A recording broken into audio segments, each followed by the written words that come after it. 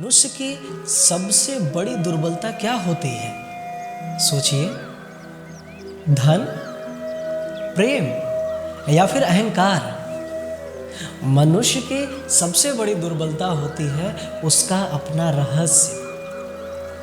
मनुष्य कितना भी शक्तिशाली या फिर प्रबल क्यों ना हो, उसके अपने रहस्य उसके विनाश की चाबी होती है। इसलिए अगर आपको प्रबल रहना है, शक्तिशाली रहना है, समर्थ रहना है, तो अपने रहस्य किसी को भी ना बताएं, ना ही अपने मित्र को और ना ही अपने शत्रु को, क्योंकि समय पड़ने पर कब कौन शत्रु हो जाए ऐसा कहना संभव नहीं है।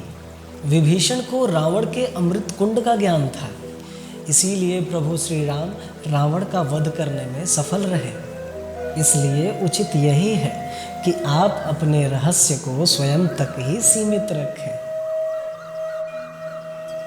मनुष्य जीवन की परीक्षा में सफल होने के लिए क्या कुछ नहीं करता। वो परिश्रम करता है, दौड़ भाग करता है, और ये सब करने के बाद भी जब वो अपने काम में सफल नहीं होता तब वो नकल करता है ना? तनिक लौटिए अपने बचपन में, स्मरण करिए अपनी बचपन के स्मृतियों का।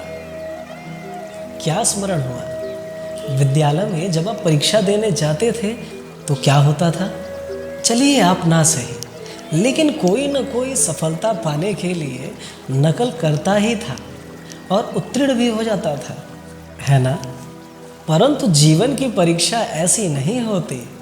नकल करने वाला सफल नहीं होता। कारण विद्यालय में सबके प्रश्न पत्र एक होते थे, परंतु जीवन के प्रश्न पत्र और उनकी कठिनाई सबके लिए भिन्न होती है, तो निश्चित रूप से उनके उत्तर भी भिन्न होंगे ना। इसलिए यदि आपको जीवन में सफलता पानी है तो नकल ना कीजिए, स्वयं के प्रश्नों का उत्तर स्वयं ढूंढिए और सफलता आपकी ही होगी। मनुष्य का जीवन हार और जीत, विजय और पराजय, सफलता और असफलता के बीच ही झूलता रहता है। आपके साथ भी ऐसा होता होगा, है ना? जब आप सफल होते हैं, किसी चुनौती पर विजय पाते हैं, तो मन प्रसन्नता से आनंद के उपवन में झूमने लगता है, और जब आप असफल होते हैं तो मन दुख और पीड़ा के सागर में डूबने लगता है।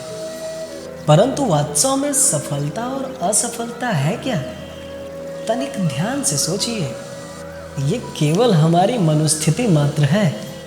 हमारी पराजय तब नहीं होती जब हमारा शत्रु हम पे विजय प्राप्त कर ले। हमारी पराजय तब होती है जब हम पराजय स्वीकार कर लें। हम असफल तब नहीं होते जब हम लक्ष्य ना पा सके। हम असफल तब होते हैं जब हम प्रयास करना बंद कर देते हैं। इसलिए प्रयास करते रहिए और हार न मानिए, क्योंकि जिस दिन आप हार स्वीकारना बंद कर देंगे, जीत आपके चरणों में होगी। आप सबने बरगद के वृक्ष को तो देखा ही होगा। क्या आपको ज्ञात है, बरगद के वृक्ष के बीज का आकार राई से भी छोटा होता है। परंतु बरगद का वृक्ष संसार के महाकाय वृक्षों में जाना जाता है। जब उसका जन्म होता है तब उसमें जटाएं वो शाखाएं नहीं होती, परंतु जैसे जैसे उसका विस्तार होता है, जैसे जैसे वह अधिक शाखाओं का भार उठाता है, अधिक पत्तियों का सृजन करता है, वैसे वैसे उसकी शाखाएं जटाएं बनकर जड़ तक पहुंचते हैं और उस वृक्ष को सहारा देती हैं।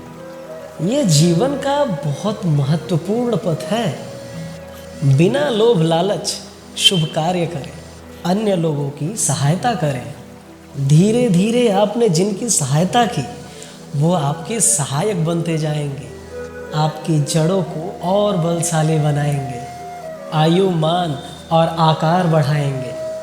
सहजीवन, सहायता और निष्काम कर्म आपको मृत्यु के पश्चात भी मरने नहीं देगा, आपको अमर रखेगा।